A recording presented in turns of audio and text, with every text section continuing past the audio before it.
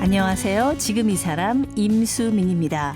어제에 이어서 데뷔 60주년을 맞은 배우 송승환 씨와 만나봅니다. 송승환 씨는 데뷔 60년을 맞아서 나는 배우다 출판 사진전을 열고 있는데요. 그동안 모아둔 사진 영상 자료 3,000여 점 중에서 150여 점을 고르고 자서전을 쓰면서 인생을 한번 돌아봤다고 합니다.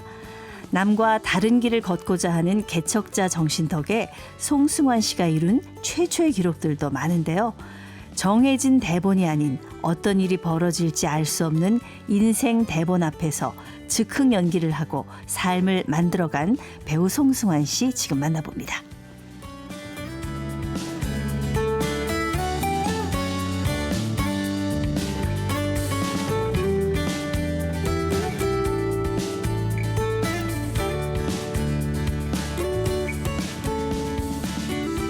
네, 올해 데뷔 60주년을 맞은 배우 송승환 씨 모셨습니다. 안녕하세요. 안녕하세요. 네.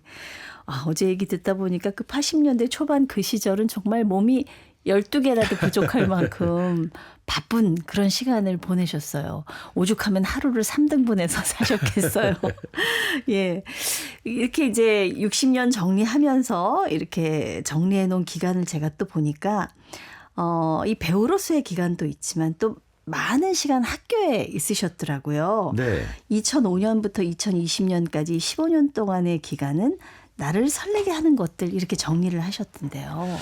예. 그 연극 제작, 뮤지컬 제작을 하다 보니까 이제 2000년대 들어와서 각 대학이 연극영화과들이 새롭게 많이 생겼어요. 네. 그때 명지대에서 연극영화과를 이제 새롭게 만들면서 교수로 와달라는 그런 연락을 받았는데 그때 제 생각에 그때 제가 한참 뮤지컬을 제작하고 있을 때고 뮤지컬에 새로운 인재들이 많이 필요하다고 생각하고 있던 때라서 네네. 제가 학교 측에 역제안을 했죠. 연극영화과가 아니라 뮤지컬 학과를 만들면 제가 갈 뜻이 있습니다. 요즘은 이제 뭐 각 대학에 많은 연극영화과가 있는데 뮤지컬 학과가 있는 대학이 하나도 없으니 네. 뮤지컬 학과를 만드시면 어떨까요? 그렇게 제안을 했더니 또 흔쾌히 응해 주셔서 그 명지대에 이제 뮤지컬 학과를 처음 만들고 교수로 일을 시작했는데 그 처음 한다는 게 어렵기도 하지만 재밌잖아요. 커리큘럼을 이제 내가 짜는 거잖아요. 그렇죠. 1학년 때는 뭘 배우고 2학년 때는 뭘 배우고 또 음악 수업은 어떻게 하고 무용 수업은 어떻게 하고 그러니까 이런 커리큘럼을 짠다는 게 굉장히 새로운 일이거든요. 저한테는 네, 또 네. 그런 의미에서 이제 설레였던 거고 명지대 6년쯤 있다가 이제 성신여대에서 융합문화예술대학이라는 단과대학을 새롭게 만든 테니까 네. 학장으로 와달라는 제안을 받았어요. 그것도 또 설레더라고요. 네. 여러 대학이 융합하는 그런 시스템으로 대학 교육을 한다는 게 굉장히 시대적으로 시기적절하다고 생각이 들고 또 거기도 가서 새로 커리큘럼을 짜야죠. 어떻게 예. 융합할 것인지. 그래서 또 성신여대에 6년 있게 됐고요. 그리고 정년 퇴직 후에는 성균관대학교에서 네. 융합원이라는 또 새로운 연구기관을 만들었어요. 거기 원장으로 제안을 받아서 그곳에서 또 4년 동안 네. 거기도 또 새로운 시도니까 예. 그냥 하던 거에 부속품처럼 들어가는 일은 별로 하고 싶지 않았고 그러니까 늘 판을 짜시는데 재미를 느끼시네요. 네, 새로운 걸 한다는 게 재밌으니까. 또 그게 또 이제 정착이 되면 재미가 없으신 거예요. 그렇죠. 또 고생길을 찾아서 가는 거죠. 늘 새롭다는 게 저한테는 어떤 원동력이 되는 것 같아요.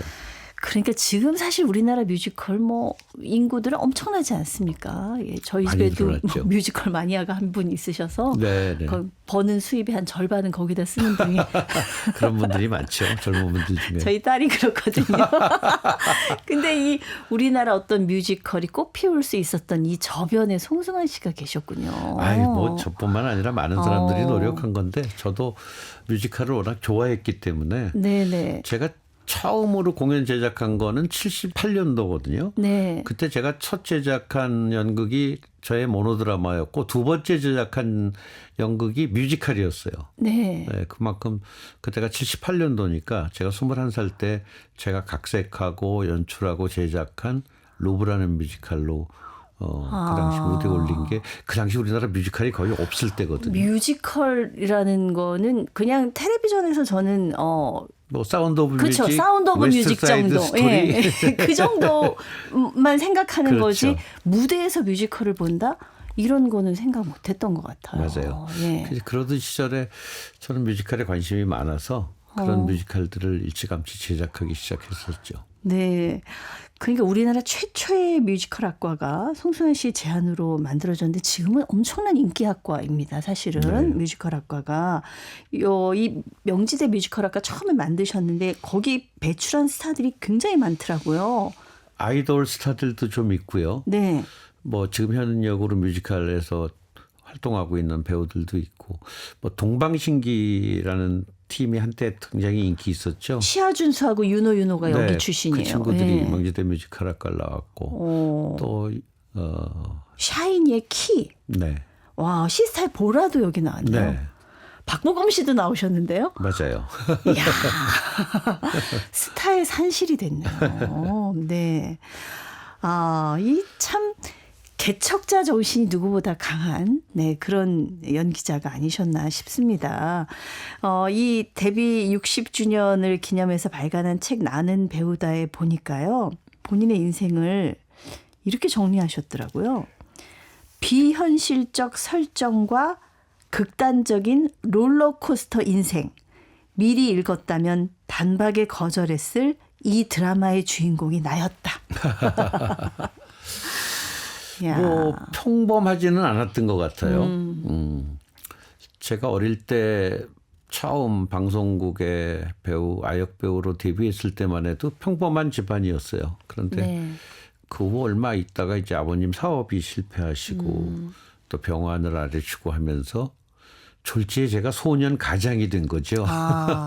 방송국에서 받는 출연료가 그게 우리 집 살림을 해야 되는 그런 소년 가장 역할을 중학교 때부터 시작을 했었고 또 한참 그 81년, 85년 제가 한참 바쁘던 그 시절.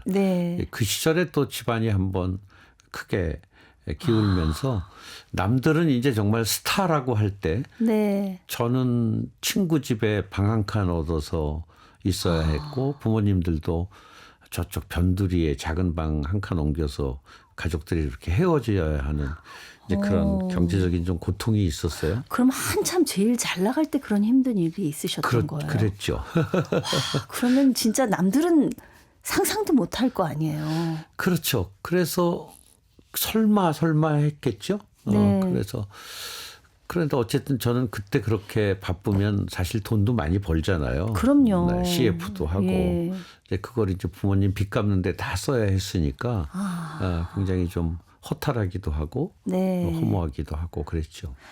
그러니까 제가 사실은 이제 오늘 우리 송승환 배우님이 온다 그래서 이게 쭉 한번 제가 기억나는 시점부터 이렇게 되돌아봤어요. 근데 추억이 참 많더라고요. 저한테도 추억이 굉장히 많아요.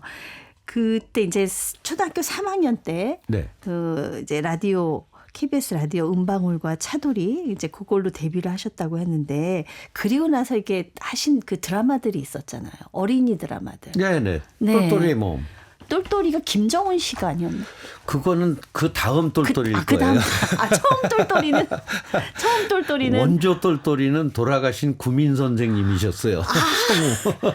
그러셨군요. 그리고 이제 제가 했던 똘똘이의 모험이 라디오 똘똘이의 모험이 있었고 또 TV 똘똘이의 모험이 있었어요.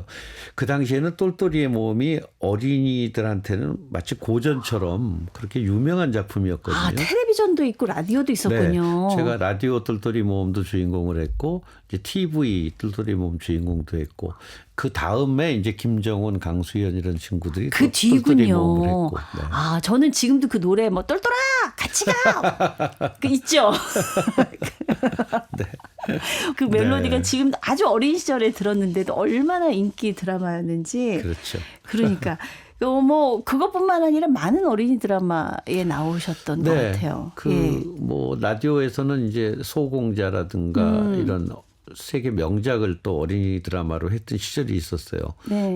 그런 작품의 주인공을 했었고 또 얄개전 같은 드라마에서도 제가 출연을 했었고 그리고 이제 성인 드라마의 아역으로 네. 이제 그때 70년대 초 60년대 말부터 또 출연을 하기 시작해서 71년도에 제가 아시라는 드라마가 또 예. 굉장한 인기였는데 거기 엄청났죠. 출연을 했고 예. 그 다음에 KBS 여로에 출연을 했고 네. 그 여로가 뭐 워낙 인기가 있었기 때문에 그 여로가 방영되는 시간에는 뭐 길거리에 개미새끼 한 마리 그리고 그때 TV가 많이 보급이 안 돼 있으니까 없었다고. 예. 동네마다 TV 있는 집으로 다 모이죠. 네. 그 시간에는 정말 그 텔레비전 있는 집 마루가 극장처럼 되는 거죠. 온 네. 동네 사람이 모이면. 예. 그래서 빈집털이들이 빈집을 많이 그때가 털었다는. 도둑들은 또 이제 대목이군요. 그리고 또 지방 영화관에서는 그 여러 방송하는 시간대 영화를 안 보러 오니까 네. 그 여러 방송 시간 할 때 영화를 중단하고 영화를 보던 관객들이 로비에 나와서 여로를 보고 그리고 다시 영화를 봤던. 네. 그래서 극장 앞에 여러 시간에 영화를 중단하고 로비에서 TV로 여로를 볼 수 있습니다. 이렇게 써붙여 놨던 엄청났습니다. 그런 시기였으니까 그 드라마 예. 인기가 어느 정도였는지 짐작이 가시죠. 네. 이렇게 사실은 라디오하고 드라마하고 바쁜데도 연극도 굉장히 일찍 데뷔하셨단 말이에요. 네. 아역 최초로 동아연극상을 받으셨어요. 제가 65년도에 아역 배우를 시작해서 KBS 주로 라디오 TV에서 활동하고 있을 네. 때 어떤 아저씨가 저를 데리고 남산에서 명동으로 그 당시는 국립극장이 명동에 있었어요. 네네. 지금은 남산에 있지만 그 당시 KBS는 남산에 있었고 맞아요. 예. 그래서 그 명동의 국립극장으로 저를 데리고 가서 어떤 할아버지한테 인사를 시키고 대본을 읽어보라고 그분이 바로 돌아가신 이진순 선생님이셨고 네. 그래서 이범선 선생이 쓰시고 이진순 선생님이 연출하신 항마을 사람들이라는 연극에 제가 복남이 역할로 68년도에 출연을 했고 그런데 정말 어떻게 운 좋게도 그 다음에 그 복남이 역할로 제가 동아연극상 특별상을 받게 됐죠. 네. 그 뭐 사실 아역으로는 처음 있는 일이었습니다. 네, 왜냐하면 예. 아역상이라는 부분이 없는데 네. 그 특별상을이라고 상을 만들어서 그렇게 아역 부문 상을 주셨고 네. 아마 그게 저는 첫 무대였지만 그만큼 TV하고 라디오하고는 다른 또 연극의 매력에 어릴 때 푹 빠질 수 있는 계기가 됐던 것 같아요. 그게 사실은 어떻게 시작이 돼서 나중에 뭐 난타도 만드시고 그렇죠. 여러 가지 뮤지컬도 그렇죠. 만드시고 그런 게 아닌가. 네. 근데 이렇게 사실은 연기도 탄탄하게 잘 나가는데 고등학교 2학년 때 연기를 중단하셨단 말이에요. 예. 그거는 뭐 당연히 대학 입시 때문이었어요. 대학을 가야 되니까 네. 이제 대학 준비를 하기 위해서는 연기 활동을 그만해야겠다는 생각을 했고 또 두 번째는 사실 어려서 누구한테 연기 훈련을 제대로 받은 게 아니라 정말 타고난 재능 덕택에 네. 또 제가 좋아서 어릴 적 아역 시절은 취미 생활이었다라는 생각을 했고 그때도 집안이 어려웠기 때문에 막연하게 저는 이제 상대를 가서 집안을 일으켜야 한다는 그런 생각을 했고 또 그때만 해도 배우를 평생 직업으로 삼는다는 것에 대해서 주변에서 탐탁치 않게들 생각했어요. 지금하고는 예. 다른 때니까 네. 배우에 대한 그런 이미지도 지금과는 굉장히 달랐고 또 배우라는 직업이 굉장히 불안정한 수입 뭐 스타가 되면 뭐 네. 많은 수익을 내겠지만 모든 사람이 다 스타가 되는 건 아니고 뭐 그런 여러 가지로 이제 배우는 끝. 난 이제 공부 열심히 해서 대학 가야지 하고 이제 고등학교 2학년 때 그만두고 대학 공부를 했죠. 네. 그리고 대학을 갔는데 연극부가 있잖아요, 대학에. 그 연극부에서 연극하는 걸 이렇게 보고 있는데 아, 내가 왜 이걸 안 하려고 그러지? 이런 생각이 들더라고요. 그러니까요. 예. 네, 그러면서 이제 다시 대학 연극부터 연극을 시작하게 됐죠. 그러니까 그 학교 수업보다는 아무래도 이제 학교 수업은 뒷전으로 밀리고 연극 쪽으로 가지 않았을까. 네, 저는 예. 수업을 미룬 게 아니라 그만뒀어요. 대학교 2학년 때 중퇴. 아예 중퇴를 하셨군요. 네, 왜냐하면 제가 외대 아랍어과를 다녔는데 그때는 이제 아랍이 중동붐이 한참 불 때죠. 뭐 우리나라 그때 강남에 테헤란로 이런 게 뭐, 생겼잖아요. 예. 그래서 1차 상대를 떨어지고 주변에서 외대 가서 아랍어를 전공하고 부전공으로 무역학 같은 걸 하면 좋을 테니까 권하셔서 아랍어과를 갔는데 막상 이제 다시 연극을 하겠다고 결심을 하고 나니까 아랍어가 너무 싫은 거예요. 그래서 학교를 그만두고 신촌에 76년도에 만들어진 76극장이라는 소극장이 있었어요. 네. 우리 20대 젊은이들이 많이 있었던. 그래서 그 극단에서 본격적으로 연극을 다시 하기 시작했죠. 그러셨군요. 대학생 때 그때 뮤지컬도 처음으로 제작을 하셨다고. 연출을 예. 했죠. 그때부터 이제 뭐 뮤지컬을 좋아했기 때문에 대학 연극에서 뮤지컬을 한 대학이 거의 없었거든요. 근데 그렇죠. 제가 판타스틱스를 한번 해보자고 제안을 해서 네. 판타스틱스를 외대에서 뮤지컬로 공연을 하고 너무 반응이 좋아서 네. 지방 공연까지 했었어요. 그 정도로. 네네. 그래서 직접 각색도 하시고 네. 대본을 쓰신 거예요? 원작은 있지만 그걸 이제 우리 실정에 맞게 좀 고쳤죠. 네. 고치고 그래서 판타스틱스라는 그 뮤지컬 제목도 환상왕자와 망상공주라는 제목으로 바꾸고 네. 그렇게 해서 외대에서 공연을 했었죠. 야, 그 생애 첫 뮤지컬 연출을 한 나이가 20대 초반이란 말이에요. 그렇죠. 예. 네. 20살 때쯤. 스스로 생각해도 야, 나 이쪽 좀 재능이 있는 걸 이렇게 생각하셨을 것 같아요. 그런데 나이는 20살이지만 경력이 벌써 12년 차잖아요. 8살에 데뷔했으니까. 그렇네요. 그래서 다른 20대들하고는 조금 달랐겠죠. 왜냐하면 아주 어려서부터 방송국을 드나들고 연극 네. 무대에 서고 했으니까. 그러니까 그렇게 해서 사실 연기력도 뭐 탄탄하게 갖춰 나가고 무대도 꾸며보고 그리고 사실 80년대 초반에는 우리나라 최고의 탑스타로 그렇게 인기를 누리다가 사실은 돌연 미국행을 하셨어요. 네, 85년도에 미국을 갔죠. 인기 정점에서 가셨단 말이에요. 네, 여러 가지 이유가 있는데 가장 큰 이유는 역시 집안이 이제 어릴 때부터 여러 번 망했는데 가장 크게 망한 게 그때거든요. 85년도에. 그러면 그때 인기가 많으니까 저 같으면은 그럼 열심히 한국에서 버는 게 좀 낫겠다 싶었을 수도 있었을 것 같은데. 그런데 85년도에 이제 그동안 번 돈을 가지고 부모님 빚을 어느 정도 정리하고 나니까 굉장히 허무하고 허탈한 이제 그런 생각도 들었고 또 하나는 너무 지쳐 있었어요. 그랬겠네요. 좀 쉬고 싶다는 생각도 있었고. 또 이런 생각이 들더라고요. 내가 지금 아직도 20대인데 20대가 이렇게 돈 버는 일로 하루 서너 시간밖에 못 자면서 이렇게 작업하는 게 옳은 일일까. 20대는 돈 버는 일보다는 많은 걸 보고 듣고 느끼는 게 더 큰 일 아닌가 하는 생각이 들었고 그때 떠오른 게 뉴욕이었거든요. 네. 사실은 83년도에 제가 불타는 바다라는 KBS 미니 시리즈하고 이두영 감독의 낮과 밤이라는 영화를 찍으러 처음 해외 로케를 나갔다가 그 촬영 다 끝나고 혼자 뉴욕에 가서 뮤지컬이 보고 싶어서 뉴욕에 가서 한 보름 정도 머물면서 연극 뮤지컬을 봤어요. 그리고 여기를 꼭 한번 다시 와서 살고 싶다라는 생각을 했었죠. 그때만 해도 서울과 뉴욕의 문화 격차가 너무 컸으니까 저한테는 뭐 별천지를 보는 것 같았거든요.